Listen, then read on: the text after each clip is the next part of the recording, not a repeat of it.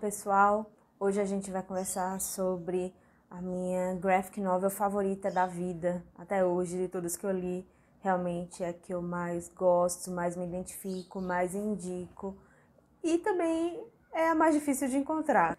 Asterios Polyp, de David Mazzucchelli, acho que é assim que fala o nome dele. Essa HQ, essa graphic novel, né? Eu acho que eu já contei pra vocês a diferença, né, de graphic novel para HQ. Graphic novel é uma história geralmente contada em um livro só, né? História ilustrada, em quadrinhos, contada em um livro só. E história em quadrinhos, geralmente a gente chama quando tem muitas sequências, né?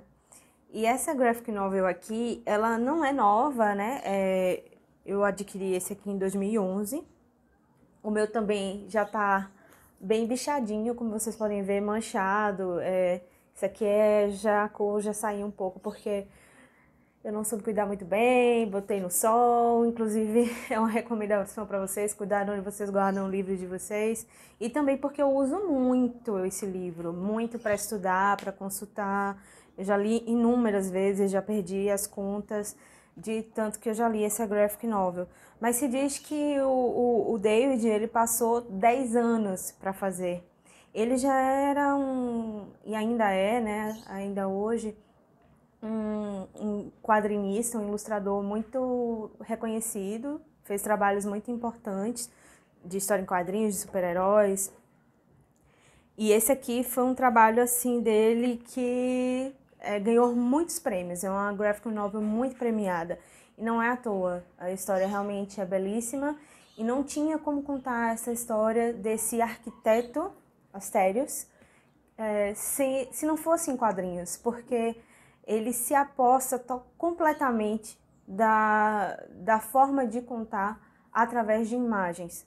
Ele conta essa história através dessas formas, dessas imagens, dessas ilustrações, de uma forma muito peculiar, eu diria. Não teria como contar essa história se não fosse assim. E eu vou dizer para vocês por quê. Antes de falar, né, a genialidade do David, eu vou falar mais ou menos a sinopse. Comecei contando para vocês que essa é a história de um arquiteto que é professor e ele é muito conhecido e muito famoso e muito respeitado por suas teorias de arquitetura. Vocês sabem que eu sou arquiteta também, me formei em arquitetura, trabalhei alguns anos como arquiteta. Então, eu me identifico com isso, né? Com a história por ele ser arquiteto também, mas não só por isso.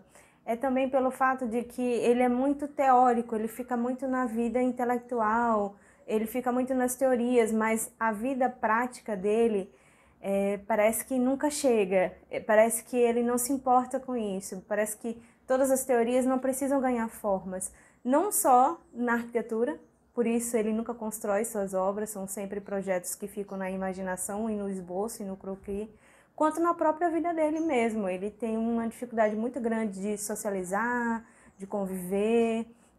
A vida dele é muito na mente, na teoria. Aí eu paro aqui para dizer, né? Será que a gente não se identifica muito com isso hoje em dia? Isso aí fica a interrogação.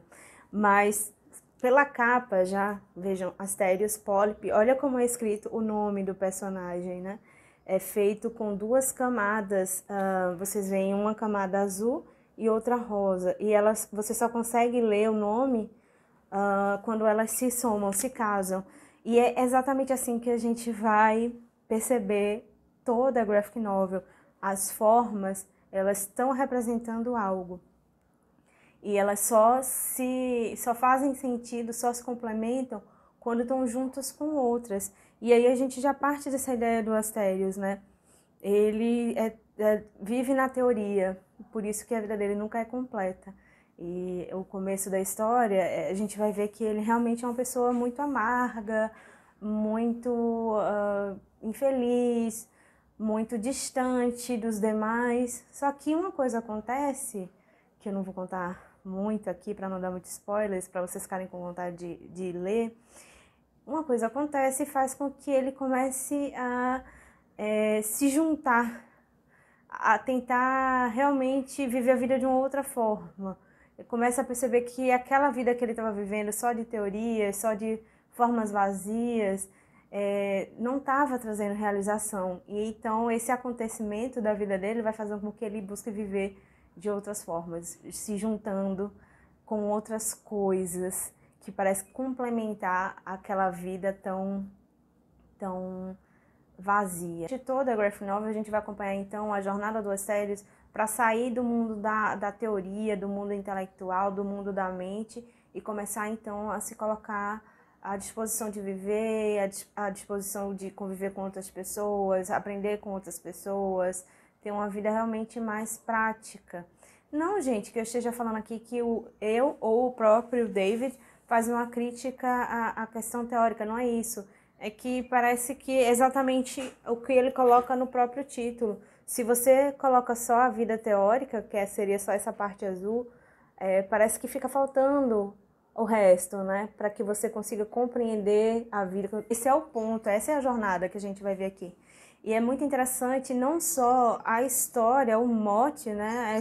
O âmago dessa história, que é exatamente isso, tentar viver a vida, praticar as ideias que você acredita, colocar a mão na massa, conviver com outras pessoas. Isso já é muito interessante para a gente acompanhar.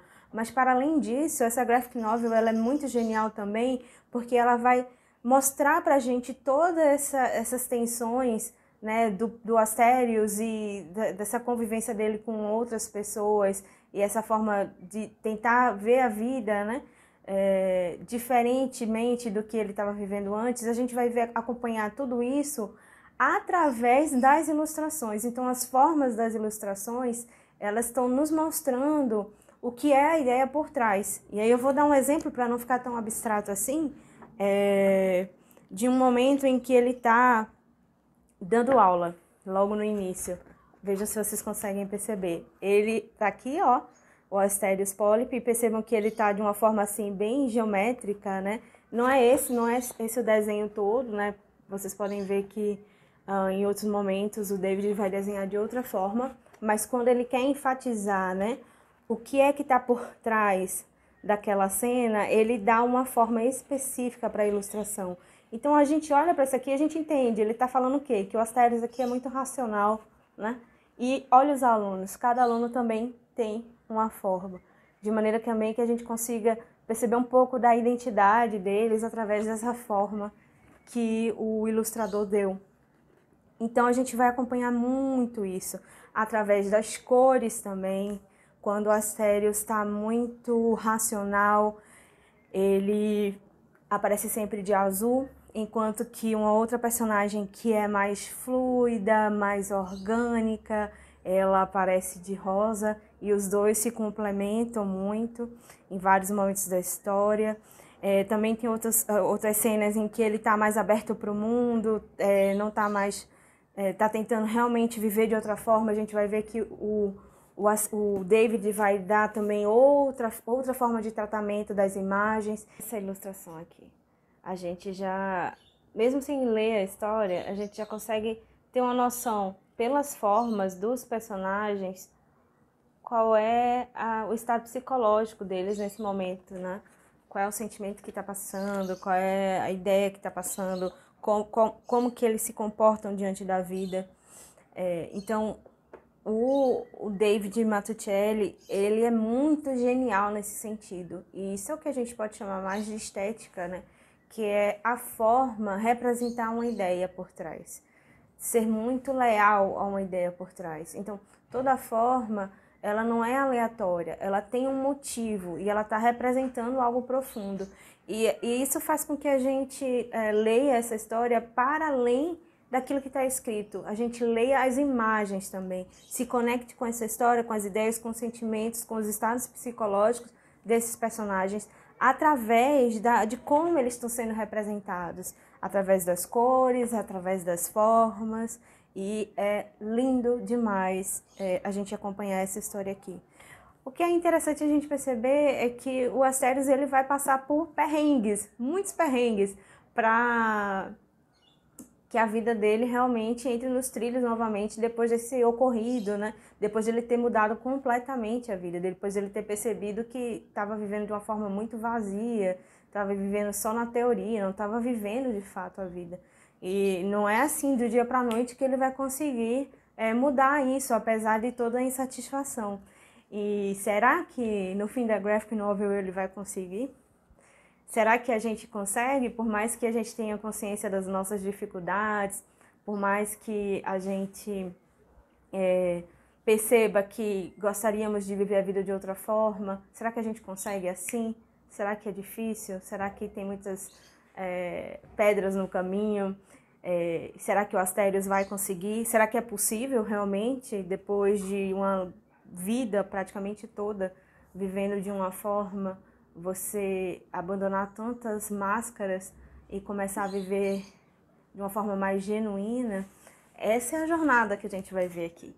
E o que eu posso dizer para vocês é que eu concordo com todos os prêmios que essa graphic novel ganhou. Eu tô olhando aqui na contracapa, que é vencedor dos prêmios Eisner e Harvey na categoria Melhor Graphic Novel. E assim, realmente é a graphic novel que eu poderia indicar para vocês. Além de uma grande história, além das ilustrações terem sempre uma ideia por trás, que eu acho que deveria ser assim sempre, mas que muitas vezes a gente abre mão disso por tentar, às vezes, seguir um modismo ou por uma influência externa muito grande para um tipo de ilustração que as pessoas estão pedindo mais.